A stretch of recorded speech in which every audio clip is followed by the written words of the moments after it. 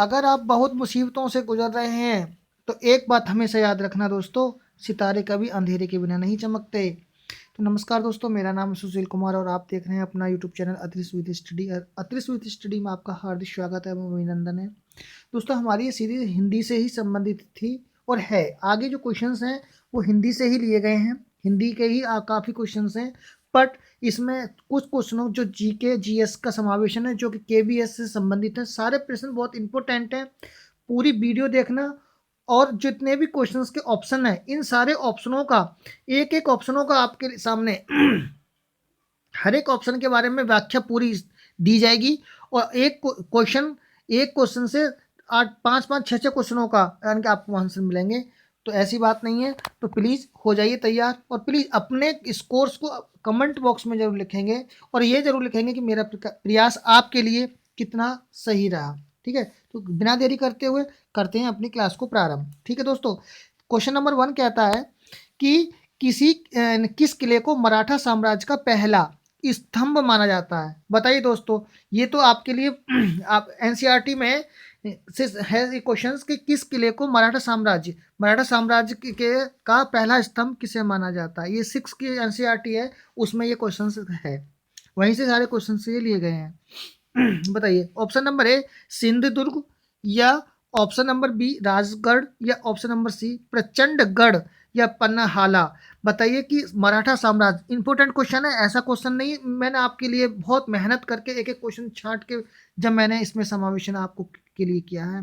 तो मराठा साम्राज्य का पहला स्तंभ किसको माना जाता है? ऑप्शन नंबर सी प्रचंडगढ़ के लिए। किसको?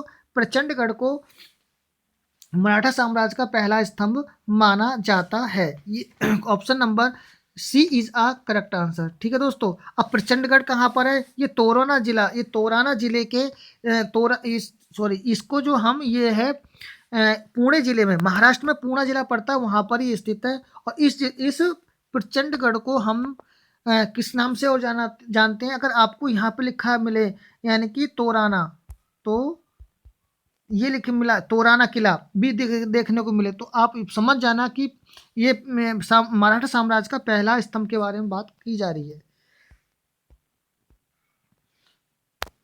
क्वेश्चन नंबर नेक्स्ट, झरोका दर्शन किसके द्वारा पेश किया गया था? झरोका दर्शन अब्दुल फजल के द्वारा, मोहम्मद कासिम के द्वारा, या औरंगजेब के द्वारा, या अकबर के द्वारा। बताइए दोस्तों कि ये झरोका दर्शन किसके द्वारा प्रारंभ किया किसके द्वारा पेश किया गया था? झरोका दर्शन, ये झरोका दर्शन option number D is a correct answer. ये अकबर के द्वारा पेश किया गया था झरोका दर्शन 16वीं सदी में। कौन सी सदी में? 16वीं सदी में ये पेश किया गया था। किसके द्वारा? अकबर के द्वारा। ठीक है दोस्तों, ये अकबर के द्वारा पेश किया गया था। नेक्स्ट क्वेश्चन, 2.5 दिन का झोपड़ा द्वारा बनाया गया था, यानी कि 2.5 दिन का झोपड़ा किसके द्वारा बनाया गया था? ऑप्शन नंबर 1 अकबर के द्वारा, option number B Qutbuddin Aibak के द्वारा, हुमायूं के द्वारा, या बाबर के द्वारा। बताइए दोस्तों किसके द्वारा इसको बनाया गया था? तो ये तो आपको जानते होंगे कि गुलाम वंश का संस्थापक कौन था, यानी कि कुतुबुद्दीन ऐबक। जो कुतुबुद्दीन ऐबक के द्वारा 2.5 दिन का झोपड़ा को बनाया गया था। Option number B is the correct answer. अब बात आती है कि आगरे का किला किसने बनवाया था? तो आगरे का किला बनवाया था अकबर ने। फतेहपुर सीकरी किसने बनवाई थी? फतेहपुर सीकरी बनवाई थी किसने? अकबर ने। फतेहपुर सीकरी किसने बनवाई थी? अकबर ने बनवाई थी। बुलंद दरवाजा किसने बनवाया था? अकबर ने। किसने? बुलंद दरवाजा किसने बनवाया था? बुलंद दरवाजा अकबर ने बनवाया था, बुलंद दरवाजा। ठीक है दोस्तों, अब आती है बात अलाउद्दीन, अकबर की बात हो गई, कुतुबुद्दीन ऐबक की बात हो गई, बाबर। हुमायूं नामा बाबर ने। आराम बाग, कौन सा? आराम बाग किसने बनवाया है? आराम बाग बनवाया है बाबर ने। ठीक है दोस्तों, नेक्स्ट क्वेश्चन आईने अकबरी के संदर्भ में निम्नलिखित कथनों पर विचार कीजिए और सही विकल्प का चयन करना है। ए, यह अबुल फजल द्वारा लिखा गया है। बी कह रहा है इसमें विभिन्न प्रकार की चीज़ों यानी फसलों, कीमतों का राजस्व और मजदूरी मजदूरी वगैरह का सांख्यिकीय विवरण है। यह अकबर के पूर्वजों का विवरण है देती है। तो बताइए दोस्तों ये किसके द्वारा बनाया गया है? तो ये है, मतलब ये तो सही है कि अब्दुल फजल के द्वारा। यह किसके द्वारा बनाया गया है? अबू फजल के द्वारा। आईन अकबरी के लेखक कौन है? अब्दुल फजल। आईन अकबरी के लेखक हैं अबू फजल। और इसमें विभिन्न प्रकार की चीज़ें, फसलों की कीमतों के, राजस्व की, मजदूरी के बारे में, सांख्यिकी के बारे में बात कही गई है। ये अकबर के पूर्वजों के बारे में नहीं है, ये मोरक्को का रहने वाला था अबू आईन अकबर यानी अबू फजल। तो ये क्या है? A is the correct answer. Next question है, निम्नलिखित में से किस मुगल सम्राट ने अपनी शासन काल में नवरोज को उत्सव को समाप्त कर दिया था? नव मीन्स होता है 9, यानी कि 9 रोज चलने वाला उत्सव को हम बोलते थे नवरोज। तो नवरोज उत्सव को किसने समाप्त कर दिया था? बाबर ने, जहांगीर ने, औरंगजेब ने या हुमायूं ने? तो किसने समाप्त कर दिया था नवरोज को? नवरोज को, जो 9 दिन चलने वाला उत्सव है, इसको औरंगजेब ने समाप्त कर दिया था। किसने दोस्तों? Option number C is the correct answer. Aurangzeb ने इसको समाप्त कर दिया था। बाबर के बारे में बता दिया था मैंने, क्या बताया था? आराम बाग की स्थापना इसने की थी, बाबर ने की थी। ठीक है दोस्तों, किसने? आराम बाग की स्थापना किसने की थी? 9 दिन चलने वाला उत्सव है। मुगल वंश का जो सुल्तान था बलबन, यहाँ पे एक बात बहुत इंपॉर्टेंट है, इसको दिखेंगे। इसने तो क्या कर दिया था? इसको समाप्त कर दिया था। पर इस बात आती है, इस उत्सव को प्रारंभ किसने किया था? तो इस उत्सव को यानी कि जो मुगल वंश का सम्राट था, सम्राट नहीं थे, इसको बोलेंगे जो गुलाम वंश का सुल्तान था। कौन? गुलाम वंश का सुल्तान कौन था? बलबन। कौन? बलबन। कौन था? बलबन ने। गुलाम वंश का जो सुल्तान था बलबन ने इस उत्सव की शुरुआत की थी। किसकी? नवरोज की। नवरोज की शुरुआत की थी बलबन ने। समाप्त किसने किया था? औरंगजेब ने। ठीक है दोस्तों, औरंगजेब ने समाप्त किया और बलबन ने इसको प्रारंभ किया। नेक्स्ट क्वेश्चन है, अलाउद्दीन खिलजी ने भू राजस्व प्रणाली को संशोधित किया। राज्य द्वारा अनाज के आग्रह संग्रह की व्यवस्था करके उपज के 1/8वें हिस्से तक भू राजस्व को कम करके यह भू राजस्व एकत्र करने के लिए जागीरदारों को नियुक्त करके, यह जिसमें कृषि बिगड़ने लगी। तो इसमें कौन सा क्वेश्चन आएगा? बताइए दोस्तों।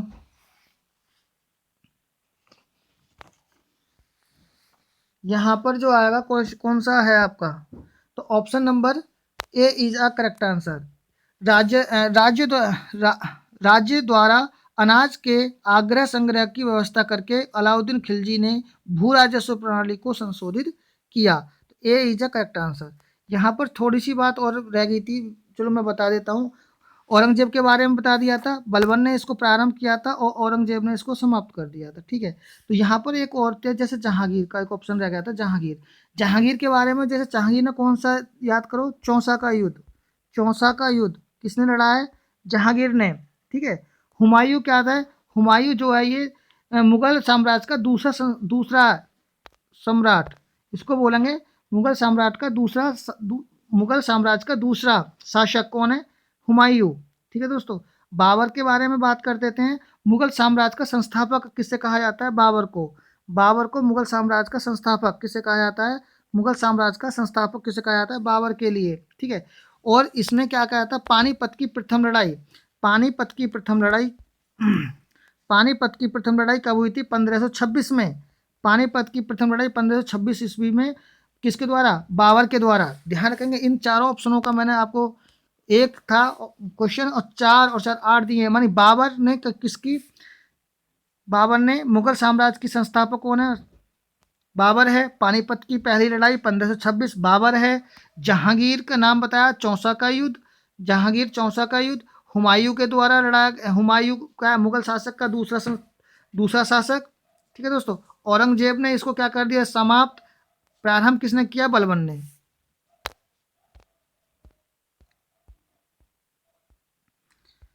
नेक्स्ट क्वेश्चन है, जजिया कर जजिया कर किस शासक के द्वारा समाप्त कर दिया गया था? जजिया कर जो था एक धार्मिक यात्रा पर लगने वाला कर था, जो कि हुमायूं यानी कि बाबर के द्वारा समाप्त किया गया, शेरशाह सूरी के द्वारा समाप्त किया गया, अकबर के द्वारा समाप्त किया है, हुमायूं के द्वारा समाप्त किया गया। तो ये जो जजिया कर था अकबर के द्वारा समाप्त किया गया था। Option number C is a correct answer. इसको किसने समाप्त किया है? अकबर ने। और ये कौन सा था? ये मुगल साम्राज्य का तीसरा सम्राट था। और इस जो मुगल दरबार की जो भाषा थी वो कौन सी थी? भाषा फारसी। कौन सी भाषा? फारसी भाषा थी। ठीक है दोस्तों। और फारसी भाषा। और इसने जो इस कर को समाप्त करा था, जजिया कर को कब किया था? 1563 ईस्वी में। 1563 ईस्वी में तीर्थ यात्रा कर था ये, इसको समाप्त कर दिया गया था। बात आती है ऑप्शन नंबर डी की, हुमायूं की। हुमायूं ने किसकी स्थापना की है? क्या चीज़ बनवाई थी? दीन पनाह। अगर बात आ जाती है दीन पनाह को किसने बनवाया, तो दीन पनाह को बनवाया है, दीन पनाह के लिए बनवाया किसने? दीन पनाह को बनवाया है हुमायूं ने। किसको? दीन पनाह को किसने बनवाया? हुमायूं ने। किसको? दीन पनाह। क्या? दीन दीन पनाह हुमायूं ने बनवाया। ठीक है। अब बात आती है शेरशाह सूरी के बारे में, बात करते हैं। शेरशाह सूरी का बचपन का नाम क्या था? क्या था? फरीद। क्या था? फरीद नाम था। फरीद नाम किसका था? शेरशाह सूरी का नाम था। शेरशाह सूरी का बचपन का नाम क्या था? फरीद। और इसने क्या बनवाया था? Grand trunk road. Grand grand trunk road का निर्माण किसने कराया है? शेरशाह सूरी ने। और इसकी जो समाधि यानी कब्र जो है कहाँ है? सासाराम, बिहार में। सासाराम, सासाराम बिहार। ठीक है दोस्तों। तो ये मैंने आपको यहाँ पर, और आता है यहाँ पर एक क्वेश्चन और बन सकता है अकबर का, है ना? अकबर का यानी कि मनसबदारी प्रणाली की शुरुआत किसने की थी? मनसब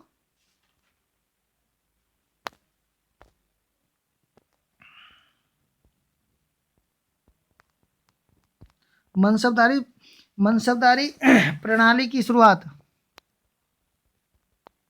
मनसबदारी प्रणाली की शुरुआत किसने की थी? अकबर ने। दीन इलाही धर्म किसने चलवाया था? दीन ए इलाही धर्म किसने चलवाया था? अकबर ने। सही है। तो ये काफ़ी क्वेश्चंस हैं जो मैंने आपको इसमें से बताए हैं। दीन इलाही धर्म आई मतलब अकबर के द्वारा, है ना? और ये यहाँ से क्वेश्चन और लिखेंगे, अकबर एक ऐसा सम्राट था जो अनपढ़ था। क्या था? अनपढ़। अकबर एक मुगल सम्राट यानी कि ऐसा था सम्राट था जो कि क्या? अनपढ़ था। नेक्स्ट क्वेश्चन है, गोलकुंडा राजवंश सल्तनत की स्थापना किसने की? तो गोलकुंडा राजवंश सल्तनत की स्थापना आदिल शाह के द्वारा की गई थी, मोहम्मद गोगम के द्वारा की गई थी, या कुली कुतुब शाह के द्वारा की गई थी, या ऑप्शन नंबर बहमन शाह के द्वारा की गई थी? बताइए दोस्तों किसके द्वारा की गई थी इसकी स्थापना, यानी गोलकुंडा राजवंश की स्थापना किसके द्वारा की गई थी? बताइए। तो यहाँ पर हमारा ऑप्शन हो जाएगा option number C is a correct answer. Quli Qutb Shah. Quli Qutb Shah के द्वारा राजवंश गोलकुंडा राजवंश की स्थापना की गई थी। हौज खास।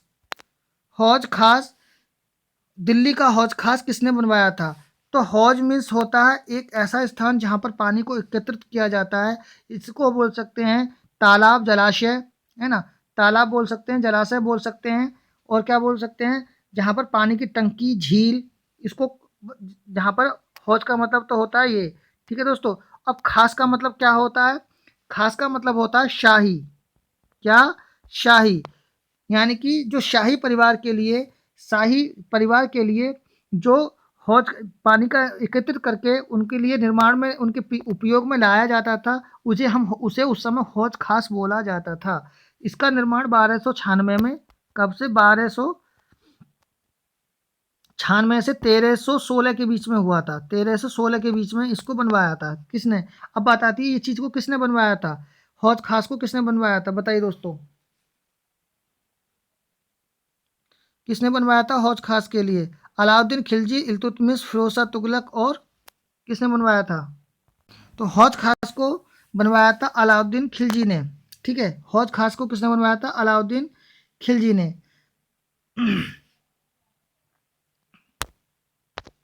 बात आती है और इसमें अलाउद्दीन खिलजी ने यानी कुतुब परिसर, कुतुब मीनार नहीं, कुतुब परिसर का, कुतुब के जो कुतुब मीनार है कुतुब परिसर का निर्माण करवाया, है ना।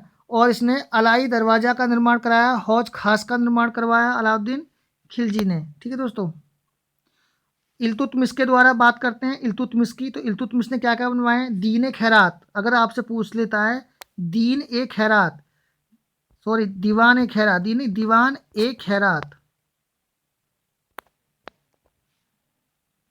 दीवान ए खैरात, दीवान ए खैरात किसने? इल्तुतमिश ने। और इसको मतलब इसका दीवान ए खैरात का मतलब था कि 300 गांवों में तक क्या पहुंचानी? नहरें। 300 गांव तक नहरें पहुंचाने के लिए इल्तुतमिश ने दीवान ए खैरात नाम दिया। ठीक है दोस्तों, गुलाम वंश का शासक कौन? गुलाम वंश, मोहम्मद बिन तुगलक किस वंश से संबंधित है? गुलाम वंश से। ठीक है, सॉरी तुगलक वंश से। किससे? तुगलक वंश से। आगे चलते हैं। निम्नलिखित में से किस मुगल सम्राट ने अपने शासनकाल में नवरोज का उत्सव समाप्त कर दिया था? तो किसने समाप्त कर दिया था? ये कर दिया था औरंगजेब ने। औरंगजेब ने इस उत्सव को समाप्त कर दिया था। ठीक है दोस्तों, और इस उत्सव को बलबन ने प्रारंभ करवाया था। ठीक है दोस्तों, अब हिंदी स्टार्ट होती है। हिंदी में थोड़ा सा करते हैं। संयुक्त व्यंजन कितने प्रकार के होते हैं? ऑप्शन ए 2 प्रकार के, 4 प्रकार के, 6 प्रकार के या 8 प्रकार के। तो ऑप्शन नंबर, इसमें इतने ज़्यादा टाइम नहीं लगेंगे। तो ये कितने होते हैं? संयुक्त व्यंजन होते हैं 4 प्रकार के। 4 प्रकार के कौन कौन से होते हैं? चलो आगे बता देते हैं। 4 प्रकार के कौन कौन से होते हैं? क्षय, त्रय, ज्ञ और श्रेय। ठीक है दोस्तों, नेक्स्ट क्वेश्चन है, हिंदी में निम्नलिखित में हिंदी की मानक वर्णमाला में स्थान नहीं दिया गया है। श्री का, त्रय का, ज्ञ का या क्षय से क्षत्रिय का। बताइए दोस्तों किसका नहीं दिया गया है? तो option number A is the correct answer, यानी कि हिंदी वर्णमाला में श्री का कोई स्थान नहीं दिया गया है। ठीक है, तो यहाँ से मैं आपको थोड़ा सा और इसमें बताएंगे कि वर्णमाला से क्वेश्चंस आ गए हैं, तो थोड़ा वर्णमाला पे चलेंगे। वर्णमाला के बारे में थोड़ा सा मैं आपसे बात करता हूँ, यानी कि थोड़ा इसके बारे में बताएंगे। 2 या 2 से अधिक मिलकर जो व्यंजनों का निर्माण होता है उसे आपको पता है कि संयुक्त व्यंजन कहते हैं। ठीक है, संयुक्त व्यंजन का पहला जो अक्षर होगा, पहला व्यंजन, संयुक्त व्यंजन का पहला व्यंजन जो होता है वो हमेशा स्वर रहित होता है। दोबारा सुन लेंगे, संयुक्त व्यंजन का, संयुक्त व्यंजन का पहला जो अक्षर होगा, पहला जो व्यंजन होगा, पहला जो व्यंजन होगा वो स्वर रहित होगा। क्या होगा? स्वर रहित होगा। स्वर रहित। और दूसरा जो व्यंजन होगा वो स्वर सहित होगा, स्वर सहित होगा। ठीक है दोस्तों, दिमाग में बता गई। 6 से क्षत्रिय का निर्माण, 6 ये कैसे बनता है? ये बनता है यानी कि कै, ये क्या है? स्वर रहित है। और ये क्या है? स्वर सहित है। ठीक है दोस्तों, तो इससे बन गया 6। बात आती है ज्ञ की। अब ज्ञ कैसे बनेगा? ज्ञ कैसे बनेगा? ज्ञ बनेगा जय प्लस अइया, इनसे मिलकर क्या बनेगा? ज्ञ। ठीक है दोस्तों, बात आती है श्रेय की। श्रेय कैसे बनेगा? तो श्रेय का जो निर्माण होगा वो होगा शय प्लस रे, इनसे मिलकर श्रेय बन जाएगा। ठीक है दोस्तों, त्रय कैसे बनेगा? त्रय का निर्माण बनेगा तय प्लस रे। यह है स्वर रहित, यह है स्वर सहित। ठीक है, तो इसमें सी का मतलब श्री का कोई भी क्या नहीं है? स्थान नहीं है। नेक्स्ट क्वेश्चन, श्रेय ध्वनि निम्न में से किस स्वर के अंतर्गत आती है? स्वर श्रेय ध्वनि अभी बताया था, किसके अंतर्गत आती है? ये आती है, ये कह रहे हैं हर्ष स्वर के अंतर्गत आती है, संयुक्त स्वर के अंतर्गत आती है, ओष्ठ के या दीर्घ के? बताइए दोस्तों किसके अंतर्गत आती है? तो ये आती है संयुक्त वर्ण है। क्या है ये? संयुक्त वर्ण। Option number B is a correct answer. ये 6 वर्ण किस के अंतर्गत आता है? 6 वर्ण किस वर्ण के अंतर्गत आता है? मूल स्वर के, घोष के, संयुक्त वर्ण के, तालव्य के। तो ये ऑप्शन नंबर सी यानी संयुक्त वर्ण के अंतर्गत आता है। नेक्स्ट क्वेश्चन है, वो कह रहा है छह किसके मेल से बना है? तो ये किसके मेल से बना है दोस्तों, ये आपको बताना है किसके मेल से बना है। 6 के प्लस से बना है, के से बना है, के और से बना है, या के और से बना है? तो आप सोच रहे होगे ये और ये, इसमें यहाँ पर आप बिंदी लगा लीजिए, यहाँ पे बिंदी है। अब बताइए, तो option number D is a correct answer. यह अभी बताया था, स्वर रहित रे, स्वर रहित के प्लस स्वर सहित से, इनसे मिलकर के क्षत्रिय वाले 6 का निर्माण होता है। नेक्स्ट क्वेश्चन है, जय यानी गे गे वर्ण किसके योग से बना है? अभी बताया था, बताइए दोस्तों। जय और अंगा से मिलकर बना है, जय और ये से मिलकर बना है, जय और न से मिलकर बना है, जय और अय्या से मिलकर बना है। बताइए, ऑप्शन नंबर 1 कह रहा है जय और अंगा से मिलकर बना है, नहीं। जय और ये से मिलकर बना है, नहीं। जय और न से मिलकर बना है, नहीं। जय और अय्या से मिलकर बना है, yes. Next question, question number 6 में कह रहा है 6 त्रय गय किस प्रकार के व्यंजन है? ऊष्म व्यंजन है, स्पर्श व्यंजन है, संयुक्त व्यंजन है, अंतस्थ व्यंजन है? बताइए दोस्तों कि ये 6 त्रय गय किस प्रकार के व्यंजन है? तो ये क्या है? संयुक्त व्यंजन है, ठीक है। 6 त्रय गय और श्रय क्या है? ये संयुक्त व्यंजन है। स्पर्श व्यंजन श, और है, ये क्या है? स्पर्श व्यंजन, सॉरी, ये है ऊष्म व्यंजन। कौन से हैं ये? ऊष्म व्यंजन। कौन कौन से हैं ये? ऊष्म व्यंजन। स्पर्श व्यंजन क्या है? ये व्यंजन जो हमारी वर्णमाला है कचट्टब, यानी कि सब स्पर्श व्यंजन ही कहलाते हैं। संयुक्त व्यंजन कौन कौन से होते हैं? जो अंतस्थ व्यंजन कौन कौन से होते हैं? ये, रे, ले, वे, ये क्या है आपके? ये, रे, ले, वे अंतस्थ व्यंजन, ठीक है। ऊष्म व्यंजन बता दिए, श, तालव्य श, मूर्धन्य श, और क्या से और है।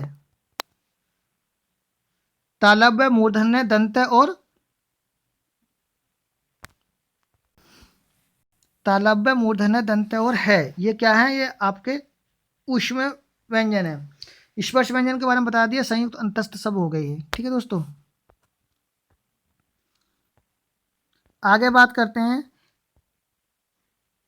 6 त्रय और गय की गणना स्वतंत्र वर्णों में क्यों नहीं होती? ये संयुक्त व्यंजन है, इनका प्रयोग केवल तत्सम शब्दों में ही होता है, या ये व्यंजन अर्धस्वर माने गए हैं, या ये पूर्णतः स्वतंत्र व्यंजन है? बताइए दोस्तों कि इनका 6 त्रय गय की गणना स्वतंत्र वर्णों में क्यों नहीं होती? क्योंकि ये क्या है? ये संयुक्त व्यंजन है। Option number A is the correct answer. Next question है कि इनमें से संयुक्त व्यंजन त्रय में कौन सी ध्वनियाँ शामिल हैं? त्रय में, यहाँ दोस्तों रे और आएगा। त्रय में कौन कौन सी ध्वनियाँ शामिल हैं? यानी कि स्वर रहित व्यंजन तय प्लस स्वर सहित रे। Option number A is a correct answer. ये तो है ही नहीं, ये भी नहीं है और ये भी नहीं है, तो कौन सा? Option number A is the correct answer. यहाँ से क्वेश्चन और भी हैं जो मैं आपको कुछ बताता हूँ। अगर ये आपसे बात कहता है कि श्वास की मात्रा के आधार पर बताइए, श्वास की मात्रा के आधार पर बताइए कौन कौन से अल्पप्राण महाप्राण के, यानी अल्पप्राण अगर महाप्राण किसके आधार पर होते हैं? श्वास की मात्रा के आधार पर। अगर उच्चारण ध्वनि के आधार पर बोले तो घोष और अघोष होते हैं, घोष और अघोष। घोष और अघोष जो होंगे वो आपके किस पे होंगे? ये होंगे आपकी ध्वनि, यानी कि ध्वनि गूंज के आधार पर, उच्चारण के आधार पर, ठीक है दोस्तों। अगर आपसे बात कहता है कि उच्चारण के आधार पर वर्णों की संख्या कितनी है? उच्चारण के आधार पर वर्णों की संख्या है, उच्चारण के आधार पर वर्णों की संख्या, उच्चारण के आधार पर वर्णों की संख्या 45, लिख लेंगे इसको। उच्चारण के आधार पर वर्णों की संख्या कितनी है? 45। अब 45 कैसे है? ये इसमें क्या आते हैं? 10 स्वर, 10 स्वर प्लस 35 व्यंजन। ठीक है दोस्तों, ये तो हो गए किसके आधार पर, ये हो गए वर्णमाला के उच्चारण के आधार पर। अब आगे बात आती है लेखन के आधार पर। लेखन के आधार पर, लेखन के आधार पर होते हैं 52 में कौन कौन से होते हैं, 13 स्वर, 13 स्वर होंगे प्लस 35 क्या होंगे, व्यंजन, 35 व्यंजन होंगे और 4 संयुक्त, 4 जो होंगे संयुक्त व्यंजन होंगे। तो कुल मिला के कितने हो गए, 52। चलिए,